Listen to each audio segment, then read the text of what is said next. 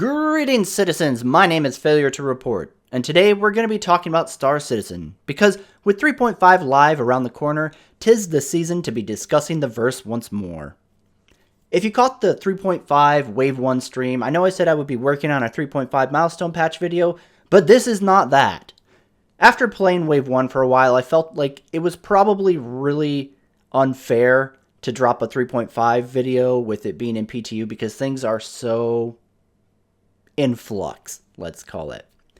Because unlike some of the more recent PTU phases, if I made a video for 3.5 right now, it would just be entirely negative and complaining.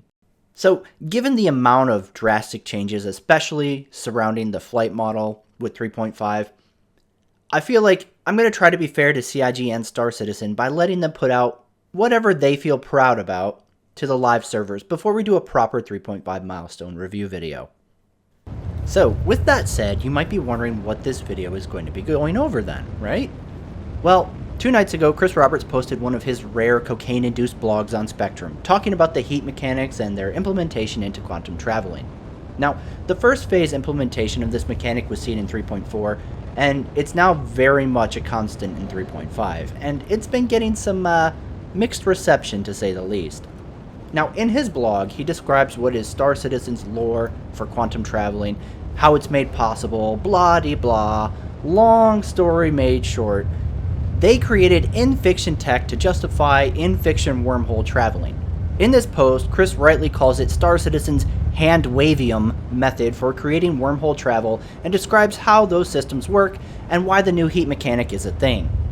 Now, for a bit of backstory, in Star Citizen 3.3, with the introduction of Hurston, we got our first look at long-distance quantum traveling, specifically travel from one planet and its satellites to another planet. This new gameplay brought about a good amount of complaints regarding travel times, as ships traveling from Crusader to Hurston could experience travel times ranging from over 10 minutes to under 5 minutes, depending on the ship's quantum drive, with larger ships sporting more powerful drives capable of faster jump times. Now, despite these times, I never really felt like they were overly miserable, as after playing Elite Dangerous, I was used to Super Cruise times that could be longer than even 40 minutes to reach the back edge of certain solar systems. And as long as you weren't interdicted while jumping from Olisar to Hurston in Star Citizen, 10 to 15 minutes of quantum really didn't feel like it was a terrible thing. You see, the idea behind travel times ranging this long, or even longer, should we get new systems with even more distance between different planetary bodies, is that it would give crews time to get up and take care of other tasks on board their ships. Although, this kind of really doesn't pan out when you consider the more expensive and bigger ships have the fastest travel times and thus less time to get up and perform tasks, while the smaller ships and single-seaters have the longest amount of time stuck sitting in a seat they may not even be able to get out of? Whatever. In a perfect world, though, the idea for longer travel times means being able to take care of other tasks, even if it means jumping out of your chair for a minute to hit the bathroom or go grab more Twinkies out of the pantry. So, it was with some annoyance that backers saw the introduction of heat mechanics to quantum traveling in 3.4. You see, with this patch, quantum drives could overheat, but it wasn't really noticeable. Yeah, you could drop out of quantum and need a cooldown before being able to continue to the next leg in a multiple waypoint jump series, but it was tolerable. With all the jumping I did in 3.4, I never once had my ship drop out of quantum travel because of overheating. Yet, then the compulsive tinkerer Chris Roberts said, "No, I need to add more." And so, with 3.5, we got a revived heat system that spans everything from weapons thrusters and, of course, quantum drives. Yet, its presence in quantum traveling was now very, very overt. With Star Citizen 3.5, it is a very constant in your gameplay to get dropped out of quantum for no intelligent reason other than, well, heat. Even when you throw full power focus over to only engines, you still overheat and get ripped out of your little wormhole. And the reason that quantum traveling has become so cancerous in Star Citizen is simply that Chris Roberts wants players to shut down everything except their quantum drives in order to travel anywhere. While many backers have bemoaned the idea of quantum drive not being able to perform its function without shutting off everything else, good old boy Chris says, comparing it to a car engine or a jet engine or a rocket isn't useful as it doesn't operate on the same principles, nor is it designed for indefinite continuous operation. First and foremost, Quantum drives, as Chris himself has said, operate on hand-wavium, make-believe. They aren't a real thing and thus aren't tied to any real physics or principles. They are a game mechanic, and as a game mechanic should first and foremost be governed by gameplay. What does getting jerked out of quantum travel add to the gameplay? How is Star Citizen improved by adding heat jank to a game mechanic that is already governed by drive size for travel time and fuel tank for distance? Furthermore, is the lack of consistency. You could have one jump from Olisar to ArcCorp where you get ripped out of quantum within the first 15 seconds and then immediately go back into quantum travel and make the entire remaining distance uninterrupted. Or you could have the exact same jump where you get pulled out of quantum 5 times. So not only are you enslaved to a terrible mechanic, but that mechanic has zero predictability or consistency. How does this add to the fun of the gameplay? Completely ignoring the short-sightedness that went into this heat mechanic for quantum traveling, Chris highlights once again his inability to recognize that every idea that passes through his brain isn't necessarily a good one, by telling players, "It's actually a great idea. You are bad at comparing things. I can tell you, a car engine wouldn't run if it was leaking coolant." Okay, Chris, are our ships leaking coolant while we quantum travel, Chris? Maybe you should get some lore written up for why these multi-million credit vehicles are being produced by manufacturers under circumstances where they're just bleeding coolant across the universe and unable to perform their basic intended functions, like your car. I'm struggling to remember the last time I got on a jetliner and heard the cabin crew come over the intercom alerting us that they would be turning off climate control, lighting, and cabin pressure so that they would have enough coolant to keep the plane flying. Now, my point here is that this new mechanic is just another in a very long list of ideas Chris has put very little thought into, and when faced with backlash over its implementation, decided to double down on his vision of misery over fun. It's very important to understand Star Citizen will never be DCS in space.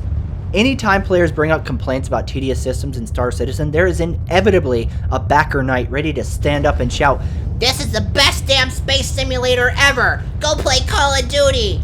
First and foremost, you're a moron, and it isn't. Star Citizen is much closer to a first-person shooter arcade game in space than it is to a simulator. I'm sorry if that shatters your perception of reality, but that is a fact. Even in consideration of the new flight model that was supposed to get rid of the Twitch kids, it's very apparent that Star Citizen is trying to net in the more casual player audience, with gimbal-assisted aiming, hit-scan weapons, and dogfighting that's as tactical as, well, my cat running into a window. Star Citizen is in this weird spot where it doesn't have the majority of its core planned gameplay loops implemented yet, and it doesn't seem to have an actual identity in what kind of game it wants to be.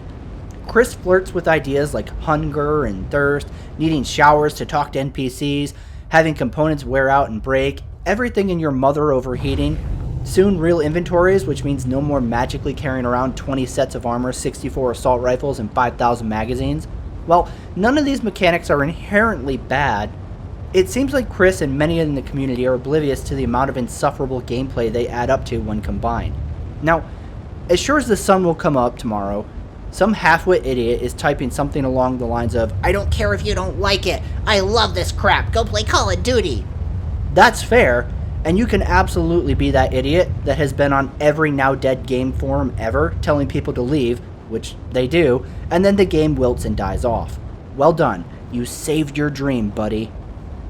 You see, Star Citizen over the last few years has been tracking an ever more aggressive path into the realm of micromanagement versus a space game focused on hauling, dogfighting, and exploration.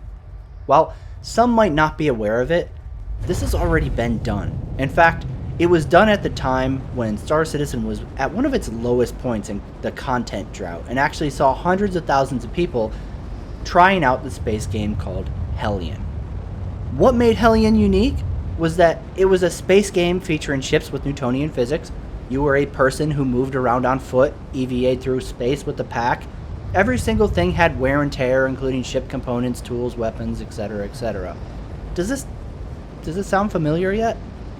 You see, Hellion looked really amazing, and some great gameplay ideas and concepts were there, but those were utterly eclipsed by the monotony of having to micromanage everything under the sun.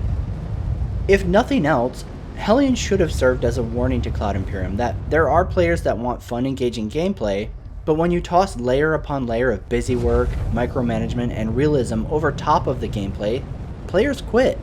There are very, very few successful games that focus on being hyper-realistic or hardcore when that realism and hardcoreness comes at the price of enjoyment. How many players want to get online after work or when they get their kids in bed to spend 2 to 3 hours that they might have to play their favorite space game, only to spend not like 75% of that time quantum traveling to a mission location, grab a box, jump all the way back to the turning point just to make 1500 UEC. While the reward of that time spent is terrible on its own, the amount of time spent doing it because of this heat mechanic jerking them in and out of quantum travel alone is beyond tedium. This is to say nothing of future realism mechanics that Chris has cooked up in his brain pan but we've yet to see implemented into Star Citizen. Now, a lot of really small-minded people wonder why there are backers like me who criticize this game in alpha. These kind of mechanics are the reason. The whole idea of backing Star Citizen at its very onset of its development was that we would be able to offer feedback and to help shape the direction of the game. Yet, every year we see that that direction of the game is what Chris wants, and short of burning down Spectrum, we rarely get a word back from the guy controlling it all. Look, we criticize things because we want them to do better. We want the gameplay to promote a lasting, healthy player experience. Bringing up feedback in early stages of mechanics and the game's design is when you have the best chance of making a difference in the design direction. I would literally run out of fingers and toes counting every closed alpha and beta program I have been on for games that are now dead, where the players pointed out critical issues with the game's design or gameplay, but by the time we were given a chance to test it, the game was already set in stone. Backers of Star Citizen constantly want to remind people that this game is a true alpha, not like the fake ones of the mainstream industry. So, you would think they should be able to appreciate that this is the time that you give feedback and criticism and push for changes that make the gameplay better, whether it's regarding heat mechanics or ship functions. And yet, time and again, you can spot backers screaming at the top of their caps lock lungs, This is an alpha! Stop judging it like it's a finished game! Wait for it to release before you criticize it! Wait for it to release before you criticize it. Nothing in Star Citizen has ever been more amusing to me than watching backers shout down and support censoring criticism as they steer their beloved dream further and further into the path of a dead-on-arrival game. I would challenge you echo chamber tits to realize that you need the masses to keep this game alive. And despite what you very clearly think, you do not represent the majority of backers. The majority of Citizen backers aren't on your side or mine. They're waiting for an actual game. And while neither of us can say if they will love heat mechanics, there are many examples out there of games that went too far into hardcore tedium and died off because of it. So you might want to keep that in mind if you love the dream so dearly as you claim. Anyways, with that, ladies and gentlemen, I am Failure to Report. We still have a little while until Star Citizen 3.5 live happens, so it'll be a little bit until we get that actual review of 3.5. There are a lot of things I'd love to talk about, but I'm going to try to keep it until the actual milestone patch video. So keep an eye out for that one, and we're also doing a few channel mess around streams for those of you who own Star Citizen.